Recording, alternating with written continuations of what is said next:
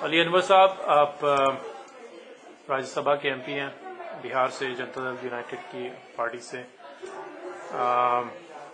और आप पसमानदा मुस्लिम या दलित मुसलमानों के रिजर्वेशन के लिए और उनके इश्यूज़ के लिए काफ़ी अरसे से आवाज़ उठा रहे हैं। आप कुछ अपने बारे में बताएं कि आपकी शुरुआत कैसे हुई, कहाँ पैदाइश हुई आपकी, कहाँ तालीम, कौन सी तालीम हासिल की आपने? देखिए, मैं बिहार के बक्सर जिला में एक छोटी सी बस्ती है डुमरा, वहाँ हमारी मेरा मकान है और मेरी तालीम भी वहीं पर हुई है। और मैं एक फैक्ट्री मजदूर का मैं बेटा हूँ और बड़ी मुश्किल से मजदूरी करते हुए, बीड़ी बनाते हुए कई टुकड़े में मेरी ग्रेजुएशन की पढ़ाई पूरी हुई। और मेरे फादर ट्रेड यूनियन से, लाल झंडा यूनियन से ताल्लुक रखते थे, तो फैक्ट्री का जो मालिक था वहाँ का, वो वहाँ का लैंडलॉर्ड, वहाँ का राजा, महाराजा उसको कहते हैं, वो था किसी जमाने में 1952 में पंडित नेहरू को हत्ता बता करके वो एमपी हो गया था, बीजेपी में भी बाद में गया। तो उसके परिवार से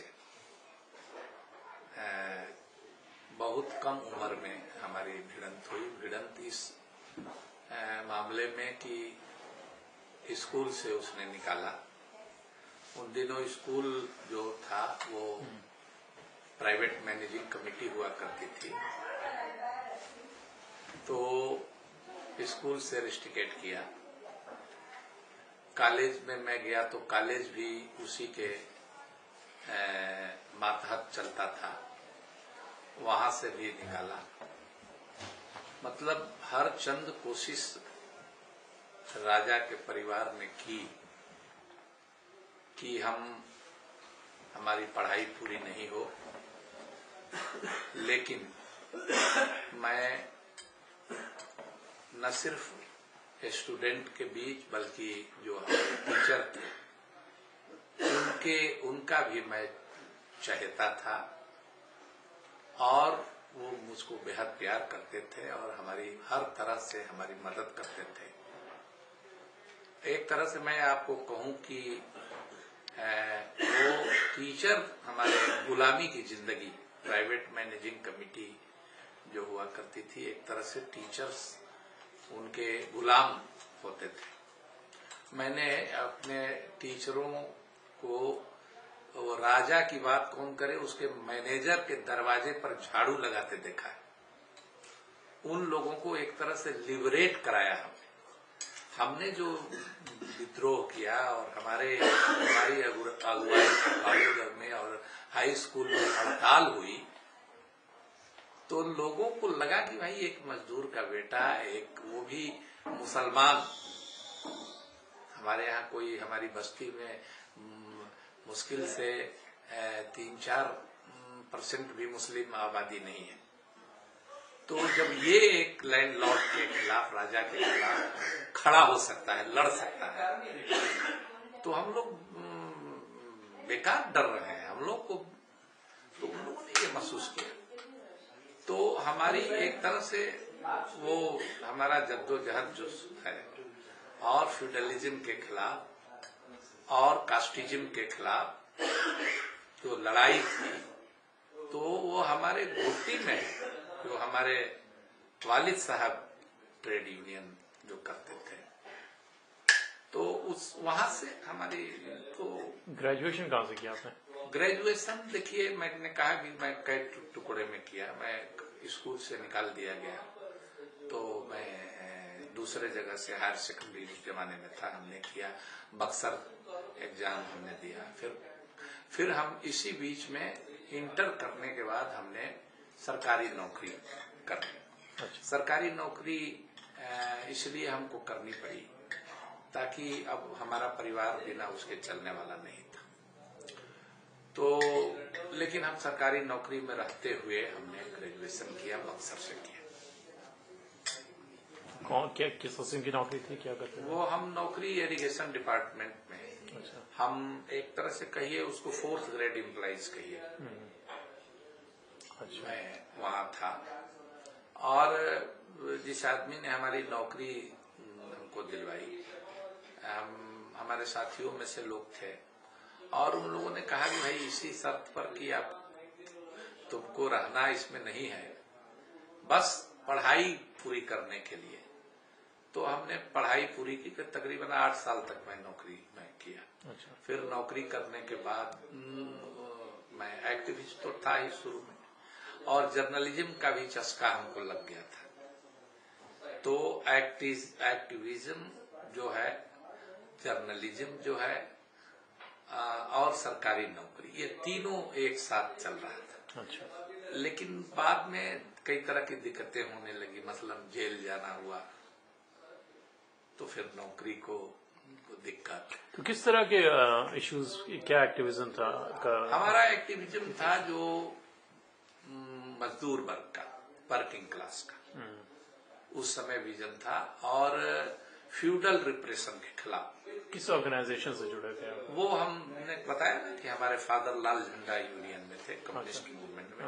मैं अपने स्टूडेंट लाइफ में वामपंथी स्टूडेंट यूनियन में था। AISF तो फिर आपने कहा फिर उसमें आप जर्नलिज्म की तरफ बढ़ते गए? जर्नलिज्म में मैं आया जी। तो किस अखबार से या किस अखबार से हमने शुरू किया। उस जमाने में आपको याद होगा करंजिया साहब का ब्लीट निकलता था। जी जी। उर्दू में, हिंदी में, अंग्रेजी में।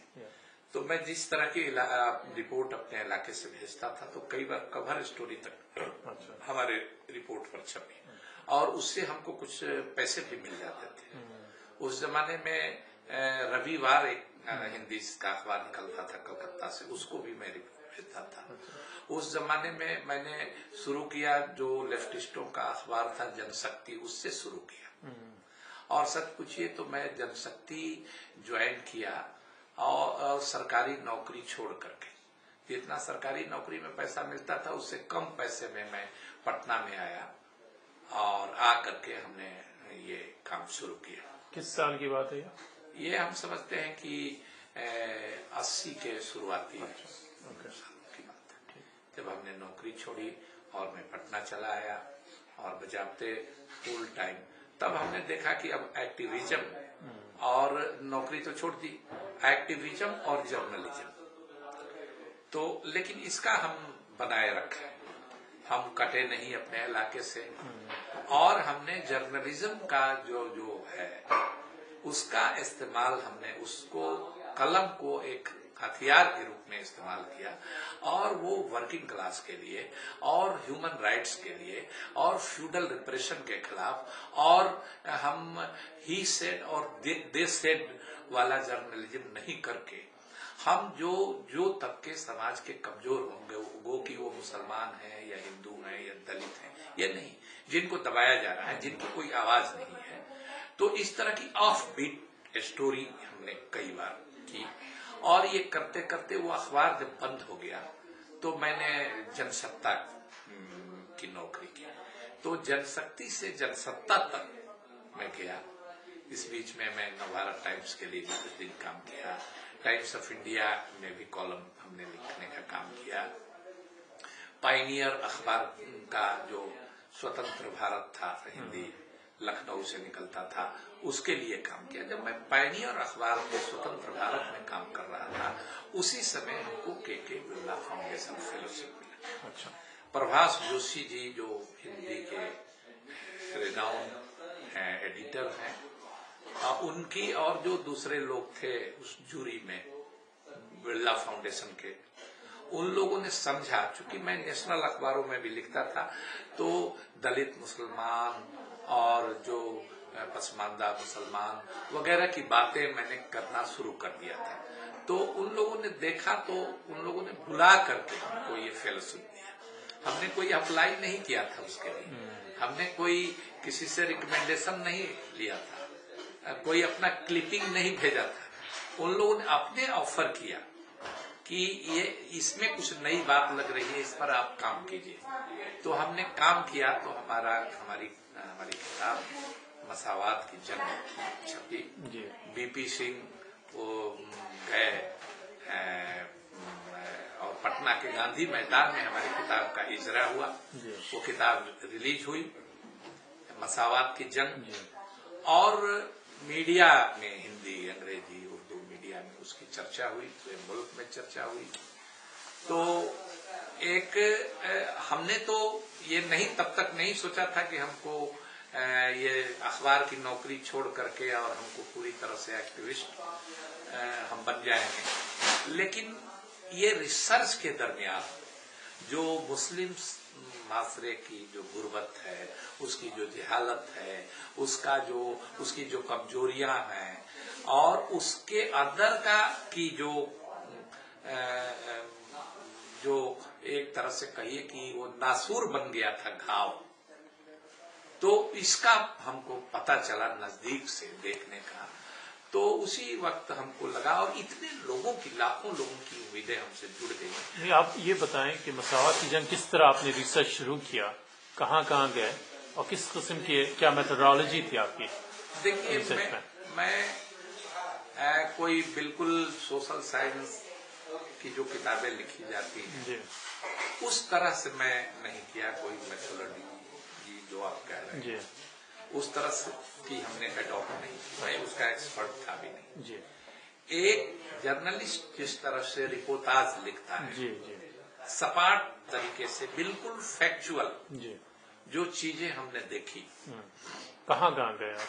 पूरे बिहार, कोई भी हिस्सा बाकी नहीं है बिहार का, और तमाम लाइब्रेरी और आर्काइव, और यहाँ तक कि दिल्ली आकर के तीनमूर्ति लाइब्रेरी, और हमारे यहाँ खुदाबख्श लाइब्रेरी है, सिन्हा लाइब्रेरी है, और आर्काइव है 1857, 1942, ये तमाम चीजें हमने उसमें देखी। क्या हमने सेंसस रिपोर्ट, डिस्ट्रिक्ट गेजेटियर हमने देखा कि किस तरह से एक तरह से हिंदू फंडामेंटलिस्ट जो हैं वो अपील कर रहे हैं कि कोई अपने को अपना जात मत लिखवावे, अपने को हिंदू लिखवावे सब कोई, ये अपील कर रहे हैं।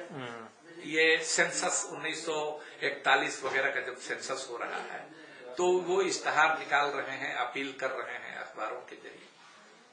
हमने देखा कि एट द सेम टाइम जो मुस्लिम लीग के जो लोग हैं वो भी कह रहे हैं कि मुसलमान अपनी बिरादरी न लिखाए, मुसलमान लिखाए।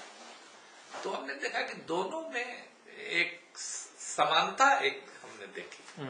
हाँ, तो ये हमने महसूस किया कि नहीं भाई, ये बीमारी है, और ये हमारे माशरे को अंदर से खून की तरह से चाट रही है, और ये हिंदू माशरे से का पूरा असर हमारे बिहार में हमारे समाज पर है। तो इस किताब में आपने दिखाया कि जो ये जात का सिस्टम है वो मुसलमानों में भी मौजूद है, बिहार के मुसलमानों में। बिहार ही नहीं जी, मैं तो इस किताब में जो आपने रिसर्च किया इस किताब के लिए, हाँ, हमें बिहार में कुछ एग्जांपल्स दें, बताएं कि जिसमें पता चले कि कैसे आपको पता चला कि शर्मनाक है। मैं आपको क्या कहूँ, एग्जाम्पल ऐसे हैं कि जिंदगी में तो हम लोग जात पात, कबीले, कुनबे, आला, अदना और क्या बटे ही हुए हैं। मरने के बाद कब्रिस्तान में भी बिरादरियों के नाम पर अलग अलग कब्रिस्तान है हमारे यहाँ। कहाँ पर? कई जगह है। अभी मैं गुजर रहा था, एक कैमूर डिस्ट्रिक्ट है, वहां हमने देखा कब्रिस्ताने सादात, कहीं कब्रस्तान अशराफिया, कहीं कहा कि इस जात का ये कब्रिस्तान है, कहीं ये इस जात की मस्जिद है, कहीं उस जात का ये इमाम बाड़ा है, दूसरा जात का उसमें नहीं दफन हो सकता है, दूसरे जात का ताजिया वहां नहीं जा सकता है, दूसरे जात के लोग वहां मस्जिदें नहीं पढ़ते। तो क्या भाई, किस बात का इस्लाम? हम लोग कलमा गो सब एक भाई हैं, लेकिन इस तरह से बटे हुए हैं। शादी विवाह की बात तो छोड़ दीजिए, हम लोग करते ही नहीं है आपस में, और जात में जात, जात में जात, इस तरह से हम लोग बटे हुए हैं। और कोई एक बात रहता है, दो ही कंपार्टमेंट रहता है कि एक आला जात और एक नीचा जात, वो भी नहीं। ये हर जात एक दूसरे को अपने से बड़ा समझता है और किसी को अपने से छोटा समझता है। तो फिर ये सारी बीमारी तो है हमारे अंदर में। तो इसको हमने कहा कि भाई इसको, ये तल्ख हकीकत को, इसको पहले तो मानना चाहिए। आंख मूंद लेने से, शुतुरमुर्ग की तरह से बालू में ये कर देने से तो बात नहीं बनेगी। नहीं तो ये बीमारी नासुर बन रही है। तो पहले तो हम माने, तब उसका इलाज करें। हम दूसरे को क्यों कहें कि हम हिंदू समाज से ये हमने हमारे बीमारी में हमारे यहाँ आई। अगर ये बात बार बार हम बोलेंगे तो अगले को भी तकलीफ लगेगी। तो हमारा मजहब इस्लाम तो ये नहीं कहता है, हमारे फलसफा में नहीं है, हमारे कुरान में नहीं है, हमारे नबी की जिंदगी में नहीं है। तो इससे दो बात समझ में आती है। एक तो ये कि ये हमारे मैथोलॉजी में नहीं है, ये डीप रूटेड नहीं है, हम इससे निजात पा सकते हैं, थोड़ी सी कोशिश करने की जरूरत है। दूसरी शर्मिंदगी ये होती है कि हमारे मैथोलॉजी में नहीं है, तब भी इतना हमारे जहन को गुलाम बनाए हुए हैं। तो ये तो और भी खतरनाक बात है। हिंदू शास्त्रों में है, उनकी यहाँ वर्ण व्यवस्था है, उनके यहाँ मनुस्मृति है, तब तो ये बात समझ में आती है। उनके यहाँ है, हमारे यहाँ नहीं होते हुए भी सब कुछ है। तो वोट वगैरह के समय तो और ये खुल करके आ जाता है। हमने देखा कई जगह कि भाई इस जात को हम वोट देंगे। हमने देखा कि एक जगह लोगों ने कहा, एक दर्जी का खड़ा हो गया चुनाव में, तो लोगों ने कहा, कुछ लोगों ने कि अल्लाह मियाँ की देखो मर्जी, आज चुनाव लड़े दर्जी। और बेचारा रमजान मियाँ दर्जी का बेटा, जिसको सपोर्ट लालू यादव का, चंद्रशेखर माने ठाकुर का और यादव का, एक प्राइम मिनिस्टर रह चुका है, एक चीफ मिनिस्टर बिहार के, दोनों मजबूत जात, लाठी वाली जात, उसके सपोर्ट पर वो रमजान दर्जी खड़ा हुआ, असेंबली में नहीं जा सका, 450 वोट से हार गया। हमारे दूसरे लोग नहीं, हमारे मुसलमान भाइयों ने कहा कि अल्लाह मियाँ की देखो दर्जी चुनाव लड़े दर्जी, गोया कि दर्जी को चुनाव लड़ने का हक नहीं है। तो ये हमारी हालत है। तो अब इसको तो इसे फाइट करना पड़ेगा ना। तो ये कैसे होगा, ये अवेयरनेस आएगा तब। हमने कहा कि भाई इस तरह की चीजों में कोई कौम लगी रहती है, उसके सामने एक बड़ी लकीर खींचो ताकि वो छोटी, अब सब हम निपटाते चलेंगे तो हम ही पीट जाएंगे। तो हमने ये सवाल खड़ा किया दलित मुसलमानों का। ये देखिए, रिजर्वेशन सिर्फ उनको कुछ नौकरी दिलाने का या पार्लियामेंट में उनके लिए सीट रिजर्व कराने का मामला नहीं बनता है। ये रिजर्वेशन जो है उनको गोलबंद भी करेगा, उनमें अवेकनिक पॉलिटिकल अवेयरनेस पैदा करेगा। देखिए, मंडल कमीशन के बाद, मंडल कमीशन हिंदुओं को, हिंदू जो पिछड़े थे, जो पिछली सत में खड़ा होते थे, वो ठाकुरों के यहाँ और ब्राह्मणों के यहाँ गिड़गिड़ाते रहते थे। तो वो मंडल कमीशन आया तो नौकरी के लिए रिजर्वेशन था, वो तो पॉलिटिकल रिजर्वेशन नहीं था, वो असेंबली पार्लियामेंट में नहीं था। लेकिन उसका आउटपुट क्या निकला, मंडल कमीशन के नतीजे में इतनी अवेयरनेस उनके अंदर पैदा हुआ कि वो पॉलिटिकली एम्पावर्ड हो गए। आज लालू यादव को, नीतीश कुमार को, रामविलास को देखिए, ये लोग किसी ब्राह्मण ठाकुर लीडर के यहाँ हाथ पसारे खड़ा रहते थे, और मायावती पैर छुलवाने के लिए भी पैसा लेती है ब्राह्मणों से और ठाकुरों से। लालू के यहाँ जाना पड़ता है ठाकुरों को, ब्राह्मणों को। तो उस तबके में ये अवेयरनेस पैदा हो गया, उन्हीं की आबादी थी। तो भाई हमारे लोग इतने बेचारा हुए हैं और हमारे इतने लोगों को कोई मतलब नहीं है। तो ये उनके रिजर्वेशन की जब बात हम करेंगे तो वो जगेंगे भी, उनमें ये पैदा होगा कि हमको पढ़ना भी चाहिए, उनको ये समझ में आएगा कि नहीं भाई ये असेंबली क्या है, ये पार्लियामेंट क्या है, हमारी भी हुकूमत है, हमारी भी सरकार है। तो आबादी में वो जाते हैं, उनके मजबूत होने से हमारी डेमोक्रेसी मजबूत होगी। और जब मुसलमान जो पसमानदा मुसलमान है उनके तरक्की का ग्राफ जब ऊपर जाएगा तभी सभी मुसलमानों का ग्राफ ऊपर जाएगा। हम तो यहां तक कहते हैं कि जब मुसलमान पसमानदा रहेंगे तो ये बिहार भी पसमानदा रहेगा, ये मुल्क भी पसमानदा रहेगा। हमारी तरक्की में, मुसलमान की तरक्की में, इस मुल्क की भी तरक्की, हिंदू मुसलमान सबकी तरक्की का मामला है। तो इस रूप में हम देख रहे हैं कि अपने समाज के डेमोक्रेटाइजेशन का भी प्रोसेस है ये सिर्फ कुछ नौकरी और कुछ वजारत की कुछ कुर्सी मिल जाए इसी का मामला नहीं है। आपकी किताब है सब यहाँ पर जी, तो वो इंडिफरेंट जो बने हुए हैं ये सियासी मामलों से, तो इससे हम उनको तैयार कर रहे हैं। तो ये जो किताब आपकी आई 80 के आखिर में 89 वगैरह में पब्लिश हुई है, तो 20 साल हो गए किताब को। किताब का काफी अच्छा रिएक्शन रहा, लोगों ने मतलब पॉजिटिव या नेगेटिव हुआ, लेकिन लोगों ने नोटिस जरूर किया इसको। 20 साल में अवेयरनेस तो बड़ी है, लेकिन आपने जैसे काशीराम का जिक्र किया, मायावती का जिक्र किया, इन लोगों ने ग्रास रूट लेवल पे काफी काम किया है। क्या काम हुआ है मुसलमानों को या दलित मुसलमानों के में अवेयरनेस जगाने के लिए? देखिए, दो चीज है। हमने जो चलाया पसमानदा, जब हम पसमानदा कह रहे थे तो लोगों ने कहा कि और कुछ बोलिए, कि पसमानदा लोग नहीं समझे, तो कुछ बैकवर्ड टाइप का नाम, कुछ इस टाइप का नाम रखिए। हमने कहा कि नहीं, देखिए जिसके अल्फाज नहीं चलेंगे, जिसका मुहावरा नहीं चलेगा, जिसका नारा नहीं चलेगा, उसकी सियासत भी नहीं चलेगी। तो हमारी जुबान, जो हमारी तहजीब के जो अल्फाज हैं, उनके साथ हमको लड़ना पड़ेगा। और Pasmanda denote class not cast. Pasmanda कोई एक बिरादरी का नाम नहीं है, कबीले का नाम नहीं, ये एक जात नहीं है, ये जमात है। तो हम उसकी जब सियासत कर रहे हैं तो हमारा अपना ये होना चाहिए।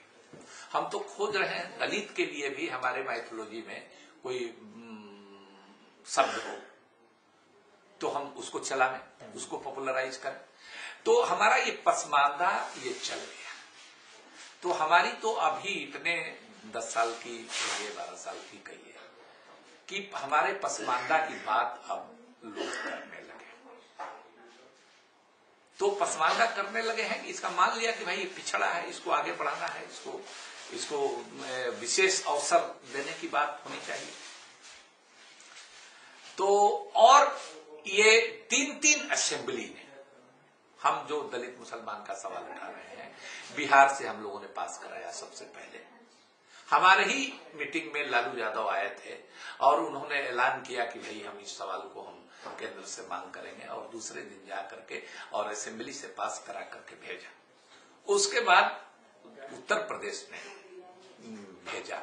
उसके बाद आपको अभी आंध्र प्रदेश में वहां के मुख्यमंत्री जिनका हेलीकॉप्टर हादसे में इंतकाल हुआ, मरने से 1 हफ्ता पहले भेजा। तो ये उत्तर भारत से दक्षिण भारत तक हमारी बात अगर जा रही है तो हम समझते हैं कि एक मूवमेंट के लिए इतने कम समय में हम संतुष्ट नहीं हैं। हम बेचैन हैं कि और तेजी से इसको बढ़ाया जाए। लेकिन ऐसा भी नहीं है कि हाँ हमारी बात अननोटिस जा रही है। यही पीरियड है, आप देख लीजिए कि जिस समय नरसिंहा राव के समय में, जिस समय ईसाई दलितों को रिजर्वेशन का बिल पार्लियामेंट में आया था, उस समय एक आदमी भी कोई नहीं कर रहा था कि मुस्लिम दलित भी होता है, इसलिए कि कोई मूवमेंट नहीं था मुसलमानों में। और इस बाद में सच पूछिए तो मदर टेरेसा ने जो एक दिन धरना पर बैठी ईसाई दलितों को रिजर्वेशन देने के लिए, उस बात ने हमको इंस्पायर्ड किया। एज ए जर्नलिस्ट मैंने उसको कंसीव किया और मेरे दिमाग में ये घूमने लगा कि भाई हमारे यहाँ भी तो ऐसे लोग हैं, हमारे नेता और हमारे मजहबी लीडर क्यों नहीं इस बात को बोलते हैं। मैंने अली मियां से चर्चा की, मरहूम अली मियां से। मैंने मौलाना मुजाहिदुल इस्लाम कासमी साहब से चर्चा की, जो all India Muslim personal law board के चेयरमैन थे। हमने पारिक साहब नागपुर के एक आलिम थे, उनसे चर्चा की। हमने बुखारी साहब हमारे यहाँ गए थे जमा मस्जिद, उनसे चर्चा की। जब किसी ने नहीं सुना तो हमने इस बात को लेकर के एक ऑर्गेनाइजेशन बनाया और इसी बीच हमको फिर उससे मिला, किताब रिसर्च किया, और भी जो धुंधला तौर पर ये सब बातें हमारे दिमाग में थी वो और साफ हो गई हमारे रिसर्च से। तो हमने बिल्कुल कंक्रीट तरीके से ये बात करी, एक प्लेटफॉर्म खड़ा करके। तो इसी दौर में आप देखिए कि सच्चर कमेटी बनती है, इसी दौर में रंगनाथ मिश्रा कमीशन बनता है, और जिस बात के लिए हम शुरू से कह रहे थे और जिस बात के लिए बहुत सारे लोग नासमझी में हम हमारी मुखालफत कर रहे थे, हम पर पत्थर फेंक रहे थे, वो आदमी भी अब कह रहे हैं कि सच्चर कमेटी की रिपोर्ट लागू करो, रंगनाथ मिश्रा कमीशन की रिपोर्ट लागू करो। हमारे उलमाए दीन कह रहे हैं, हमारे सियासी लीडर कह रहे हैं। तो हमको ये हम समझते हैं कि ये हम अपने मंजिल की तरह आहिस्ता सही, लेकिन हम बढ़ रहे हैं। जब पूरी कौम, जैसा कि आपने कहा, मुत्तफिक हैं कि पसमानदा मुसलमान जो हैं उनको रिजर्वेशन मिलना चाहिए, सच्चर कमेटी आ गई, रंगनाथ मिश्रा कमीशन ने इसके ग्राउंड वर्क कर दिया है, फिर क्या वजह है कि सरकार अभी तक उसको इम्प्लीमेंट नहीं कर रही है? रिजर्वेशन जो हक है उनका, उसको अभी तक उनको दिया नहीं। देखिए, कौम को लोग लीडर से ही न समझते हैं, जो सियासी लीडर हैं हमारे, वो बोल रहे हैं। अब ये है कि अब मुखालफत का जो पारा है वो नीचे गया है, लेकिन वो जिस तरह से इसको एजेंडा बनाना चाहिए, मुस्लिम एमपीज को, हमारे मजहबी इदारों को, हमारे सियासी लीडरों को, हमारे दानिश्वर तबके के लोगों को, अभी वो फोर्स नहीं है। अभी कहीं ना कहीं कोई हिचकिचाहट है उनके मन में कि कहीं ये इससे मासरा कमजोर तो नहीं पड़ेगा, मुसलमान तो जात पात में कोई नया फितना तो नहीं खड़ा हुआ। कहीं ना कहीं उनके दिमाग के किसी कोने में ये बात है। हम समझते हैं कि ये समय की बात है, बहुत चीज इंसान नहीं तय करता है, वक्त तय करता है, और नीचे से जितना हम लोग गर्म कर रहे हैं लोगों को, जितने बड़े पैमाने पर ले जा रहे हैं, तो इंशाल्लाह हमारे लीडर भी अब इस बात को बोलेंगे। अब तो बीजेपी और शिवसेना को छोड़ करके सारी पॉलिटिकल पार्टियां इस पर ये हो गई है। तो पहले तो हम पार्लियामेंट में अकेले बोलते थे, इस पिछले सेशन में 2-4 और लोगों ने हमारी आवाज मिलाया, और हम समझते हैं कि 19 तारीख से पार्लियामेंट का सेशन फिर शुरू होने जा रहा है। इस बार और तादाद बढ़ेगी। अब 2006 से आप मेंबर ऑफ पार्लियामेंट हैं राज्यसभा में, 3 साल हो गए। आप जब गए थे राज्यसभा में, आपने कहा था कि मैं पार्टी की नुमाइंदगी नहीं बल्कि एक इशू को लेकर पार्लियामेंट में उठाने के लिए जा रहा हूं, तो आपने सवाल उठाए भी। कितने आप खुश हैं अपनी परफॉर्मेंस से कि आप कितना अचीव कर पाए हैं as a member of parliament? देखिए, मैं जब पार्लियामेंट में गया तो पार्लियामेंट के लिए ये नई बात थी, ये जुमले नए थे, ये सवाल नया था, लोग बहुत समझ भी नहीं रहे थे। अब हालत ये है कि अगर दूसरे किसी मेंबर के सवाल पर मैं हाथ उठाता हूं, अब मुझको मौका नहीं मिलता है, तो कई एमपीज खड़ा हो जाते हैं ये कहने के लिए कि भाई पूरी जिंदगी इन्होंने खपा दी, इनको आपने क्यों नहीं मौका दिया इस सवाल पर पूरक सवाल पूछने के लिए। तो पूरे पार्लियामेंट के लोग माने ये समझ गए हैं कि भाई ये दलित मुसलमान का मामला, बुनकरों का मामला, बीड़ी मजदूरों का मामला, और जो दस्तकार तबके के लोग हैं उनका मामला, ये सब सवाल उठाते हैं। अभी मैं आपको कहूं कि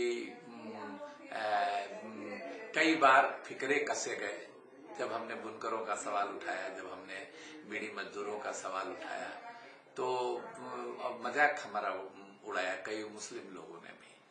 लेकिन अब धीरे धीरे अब ये बात खत्म हो रही है और लोग ये समझ रहे हैं, और अब कई पार्टियों के लोग भी अब इसको ये कर रहे हैं। रंगनाथ मिश्रा कमीशन, सच्चर कमेटी की चर्चा हो रही है, लेकिन जो मुसलमानों की जो भी ताकत है, एक तो ताकत कम है, लेकिन जो भी ताकत है उसको हम समझते हैं कि उसका अब फुल यूटिलाइजेशन करने का वक्त आ गया है और इसमें आईएमसी की एक बड़ी भूमिका है। पिछली दफा भी पार्लियामेंट सेशन के समय हमारे अमेरिका के भाइयों ने आईएमसी जो चलाते हैं, इंडियन मुस्लिम काउंसिल चलाते हैं, उन लोगों ने एक एडवोकेसी का काम किया, हमारे एजेंडे को अपने एजेंडे में शामिल किया और जो हिंदुस्तान के मुख्तलिफ सियासी पार्टियों को जो पार्लियामेंट के मेंबर हैं उनसे वीडियो कॉन्फ्रेंसिंग की। तो हम समझते हैं हमको जो फीडबैक है उसका अच्छा असर हुआ है और इस सेशन में उसका और भी बढ़िया नतीजा आएगा हमारे सामने, ऐसी हमको उम्मीद है।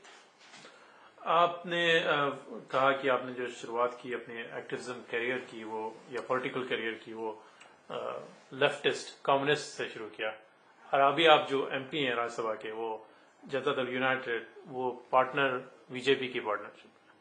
आप किस तरह देखते हैं अपना पॉलिटिकल करियर और ये किस तरह आपने ज्वाइन किया ये पार्टी? देखिए, टैक्टिकल ये अलायंस इस तरह के होते रहते हैं जी।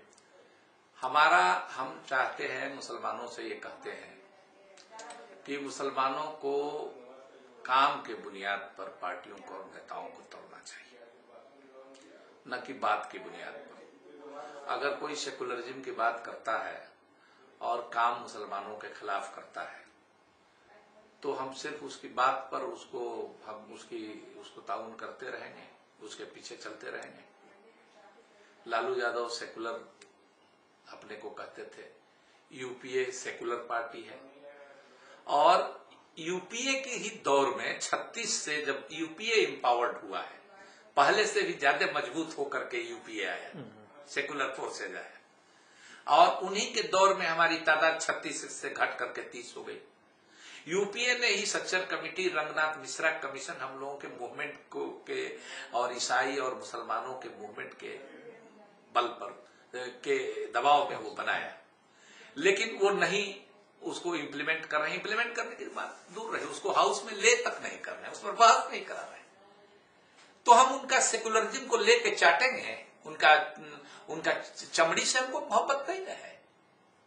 उनके मैनिफेस्टो को हम देख देख करके खुश होंगे कि वो क्या करते हैं। अगर नीतीश कुमार अगर पार्लियामेंट में ये बोलते हैं और नीतीश कुमार हमको कभी तो नहीं रोका कि भाई आप दिन रात यही करते हैं, आपको हम एमपी बनाया और भी काम तो पार्टी का कीजिए। तो भाई हमको आजादी है। हमको जिस दिन नीतीश कुमार रोकेंगे कि मुसलमानों के सवाल पर आप मत बोलिए, दलित मुसलमानों के सवाल पर मत बोलिए, उस दिन हम उनको अलविदा कहेंगे, सलाम कहेंगे, अपना रास्ता लेंगे।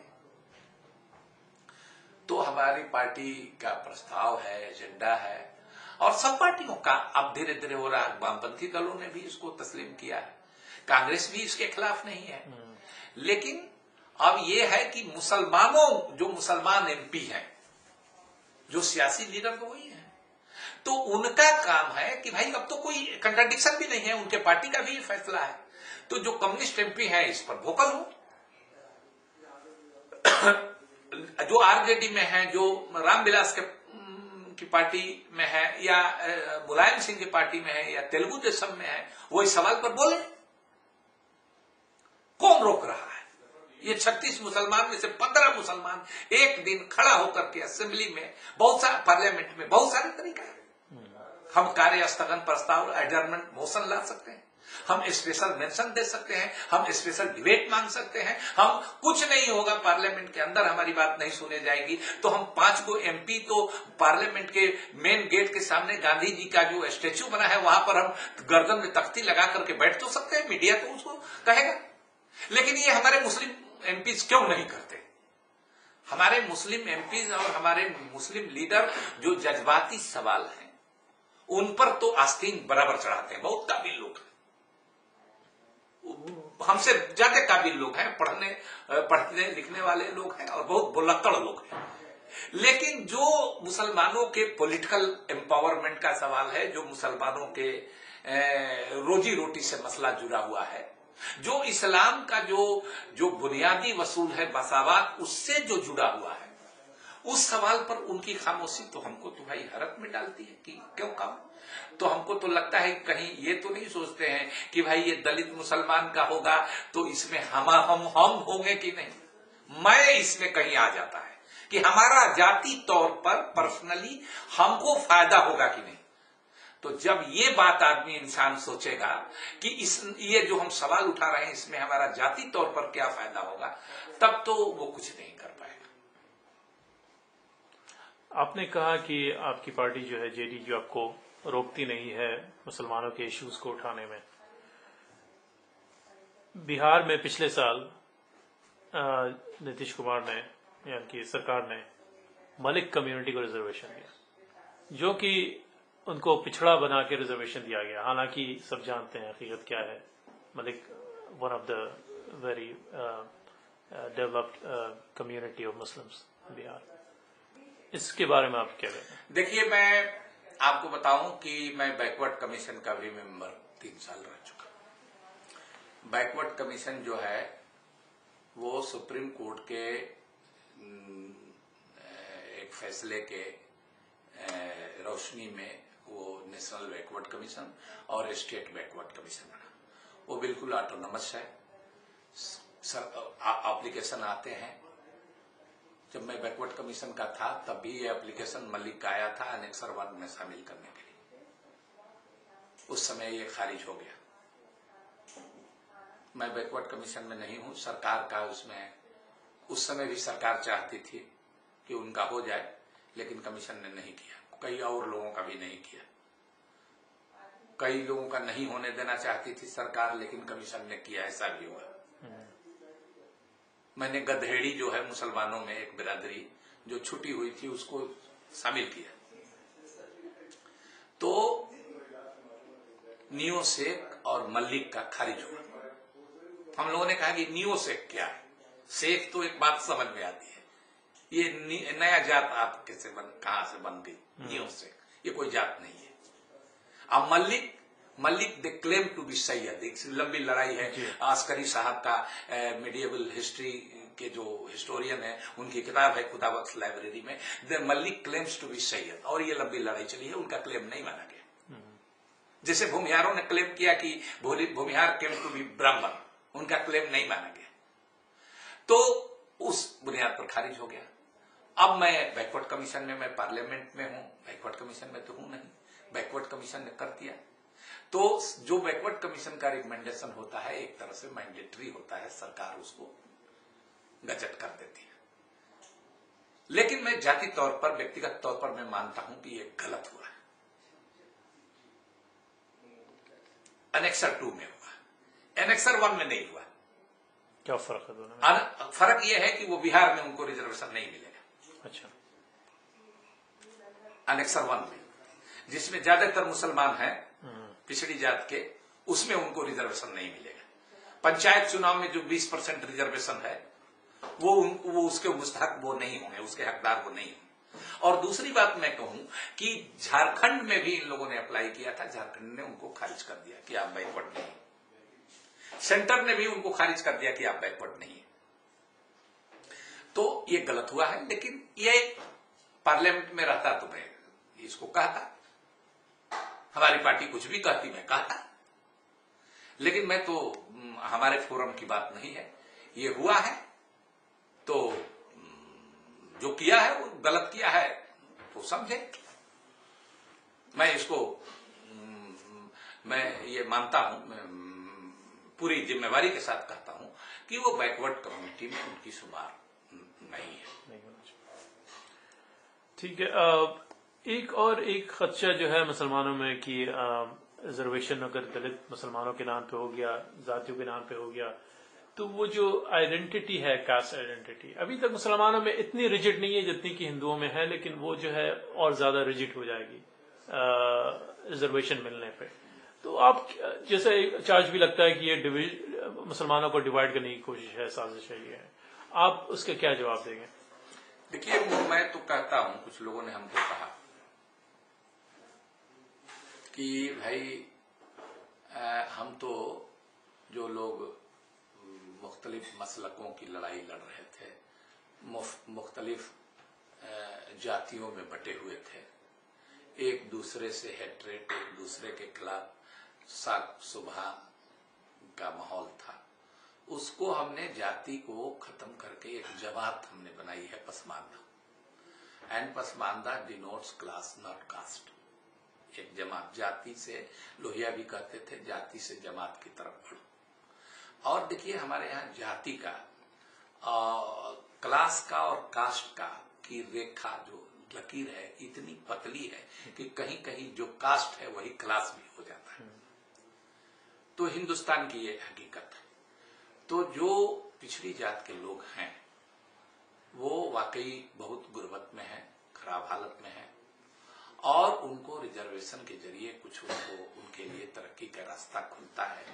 तो सारे मुसलमान भाइयों को का ये फर्ज बनता है वो कि किसी भी जात से ताल्लुक रखते, क्योंकि बीमारी की बात है, कमजोर आदमी को मदद करने की बात है, तो उनको ये करना चाहिए। और माशाअल्लाह ये एहसास पैदा हो रहा है, और उसमें आईएमसी जैसे लोग या हमारे जमात इस्लामी ने, हमको खुशी हुई है कि इस पर कहा है कि नहीं ये बात आपकी सही है। जमीयत उलमाए हिंद के एक सेक्शन ने कहा है कि ये अच्छी बात है। तो मैं इसको बहुत बड़ा अचीवमेंट मानता हूँ कि क्योंकि एक जमात इस्लामी जैसी तंजीम इंडिया में, या जमीयत उलमाए हिंद का एक हिस्सा उलमाए दीन का, अगर इस बात को कहता है तो हम समझते हैं कि ये बड़ी बात है और इसका असर होगा हमारे समाज में। अब अमेरिका आए, कई शहरों में आपका प्रोग्राम भी था, कई हिंदुस्तानी मुसलमानों से आपसे मुलाकात हुई। आपका क्या रिएक्शन से मिलने के बाद क्या कहना चाहेंगे? वाकई मैं तो कहिए कि मैं दिल की बेइंतहा मैंने गहराइयों से आईएमसी को मैंने शुक्रिया कहना चाहता हूँ। और जो मुसलमान यहाँ हैं, हजारों मील दूर कई समुद्र को पार करके यहाँ रहते हैं, लेकिन अपने मुल्क का दर्द, अपने मुल्क के लिए बेपनाह जो मोहब्बत है, उनको देख करके तो मैं तो मैंने कहिए मेरे पास अल्फाज नहीं है कि मुझको कितनी खुशी हुई है कि भाई इतना दूर रह करके भी अपने लोगों के लिए इनको फिक्र है, चिंता है, और वो मदद करना चाहते हैं। तो हम तो यही कहेंगे कि भाई ये हमारी जिंदगी के लिए एक हमारी तहरीक जो हम हिंदुस्तान में चला रहे हैं, उसकी कामयाबी में का ये अगला एक कदम है, और एक कदम हम और आगे बढ़े हैं। और यहाँ से जो लोग जो बात निकलेगी वो असर करेगी पूरी दुनिया पर। बहुत बहुत शुक्रिया अली अनवर साहब।